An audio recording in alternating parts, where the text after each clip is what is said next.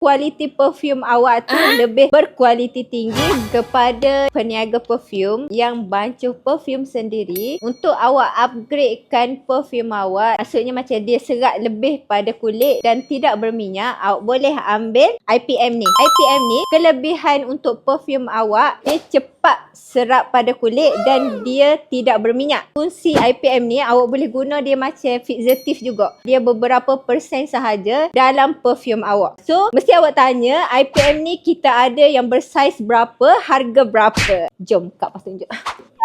Okey, untuk harga IPM ni, kalau di beg kuning kami ada dengan saiz 250ml, awak akan dapat dengan harga RM21.90 sahaja. Tapi kalau awak nak 1 liter ni, awak akan dapat dengan harga RM52.50 sahaja. Dia agak mahal lah sebenarnya, tetapi kalau awak nak kualiti perfume awak tu, awak lagi better ambil IPM ni untuk campur dalam perfume awak berserta pelarut dan juga fixative lah. So, kualiti perfume awak tu lebih berkualiti tinggi berbanding sebelumnya. Tetapi dekat Encash ni juga kami menyediakan pelarut lain seperti fixative dan juga DPG. Kalau awak nak perfume awak pekat lagi daripada biasa, awak boleh sahaja tambah DPG ni. Tetapi DPG ni sesuai untuk botol jenis roll-on sahaja. Sebabnya dia pekat. So, kalau awak masukkan dalam perfume awak tu, kalau perfume awak jenis roll, awak boleh sahaja guna DPG ni deh. Untuk awak save awak punya bajet sikit lah. Tetapi kalau awak campur DPG ni, awak jangan risaulah. Sebab DPG ni dia tak mengubah wangian asal awak. So, kalau awak berminat dengan pelarut-pelarut yang Kak Pah terangkan kepada awak saat ni, terutamanya IPM lah, awak boleh sahaja tekan di beg kuning sekarang. Tapi kalau awak nak dengan saiz besar, awak boleh sahaja tekan link di bio. Boleh direct team sale kami. So, Kak Pah tunggu sangat-sangat. Awak mari, awak lambat,